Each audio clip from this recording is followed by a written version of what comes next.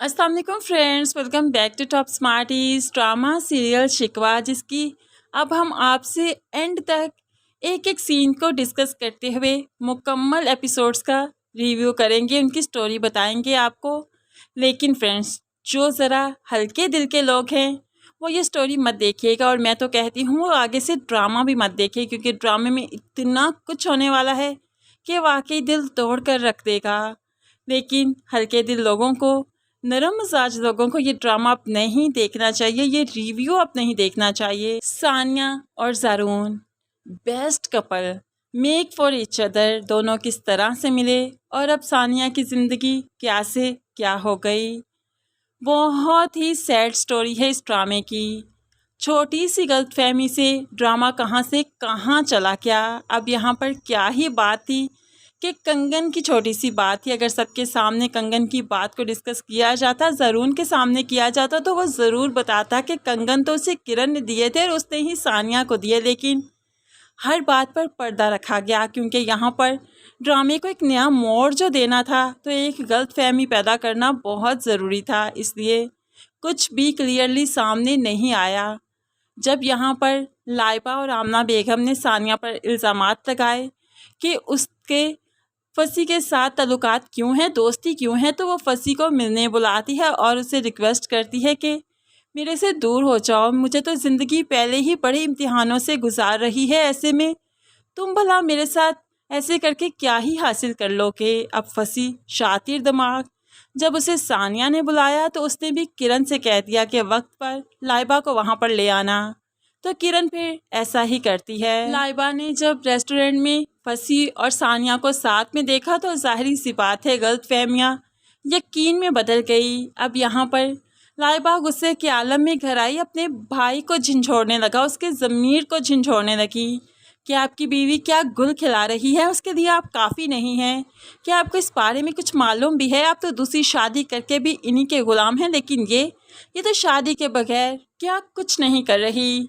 सानिया ने अपनी सफाई में कुछ कहना चाहा, लेकिन ज़रून को लाइबा ने इतना गुस्सा दिलवा दिया कि बोलने नहीं दिया। तभी तो रोते हुए सानिया कमरे में आ गई, तो ज़रून भी भड़कते हुए कमरे में आ गया और यहाँ पर सानिया को पकड़कर ज़ोर से झंझोड़ने लगा। क्या तुम्हारे लिए मैं काफ़ी नहीं हूँ?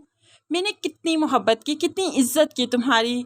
एक गलतफहमी की बिना पर किरण से मेरा निकाह हो गया, लेकिन आज तक उसे मैं गुनाह ही समझता आ रहा हूँ। हालांकि मेरा निकाह है, वो शरई तौर पर मेरी बीवी है, मेरा हक है उस पर, उसका हक है मुझ पर। लेकिन तुम बताओ, कभी मैंने वो हक अवेल किया? सिर्फ तुम्हारे साथ रहता हूँ, तुम्हारे साथ ज़िंदगी गुजारना चाहता हूँ, लेकिन तुम्हें क्या परवाह। मेरी मोहब्बत तुम्हारी जूते के नोक पर, तुमने तो सबके सामने मुझे नज़रें उठाने के काबिल नहीं छोड़ा। अब सानिया अपनी सफाई में कुछ कहे इससे पहले ज़रून ने उसे झटक कर छोड़ दिया। नहीं, बस बहुत हो गया, बहुत एतबार कर लिया तुम पर, अब नहीं। अब मैं तुम्हें वो करके दिखाऊंगा जिससे तुम्हें तकलीफ़ होगी, क्योंकि तुम वो करती हो जिससे मुझे तकलीफ़ होती है। अब तो ज़रून किरण के कमरे में आ गया और यहाँ पर ज़रून किरण से रिश्ता बनाएगा और अब बार बार इसी के कमरे में आएगा, इसी के हसार में जकड़ा जाएगा। बेशक मर्द बड़ा ही बेवफा है, बड़ी ही जल्दी किसी और का हो जाया करता है।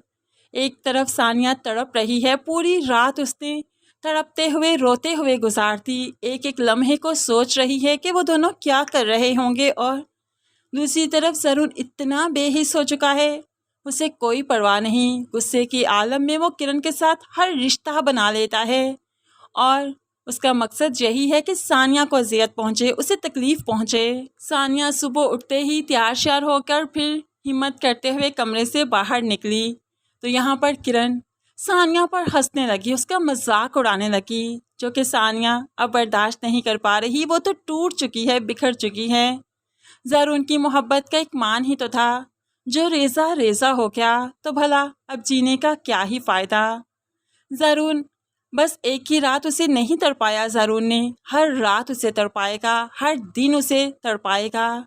अब यहाँ पर ज़रून परेशान तो है सानिया से दूर रहकर, लेकिन फिर भी उसे तड़पाना अपना मकसद बना चुका है। तभी तो अब वो किरण के साथ खुश रहने का ड्रामा करता है, बल्कि किरण के साथ खुश रहता भी है। आमना बेगम इनके रिश्ते को हवा दे रही है, तभी तो ज़रून के साथ शॉपिंग के लिए किरण को भेज दिया।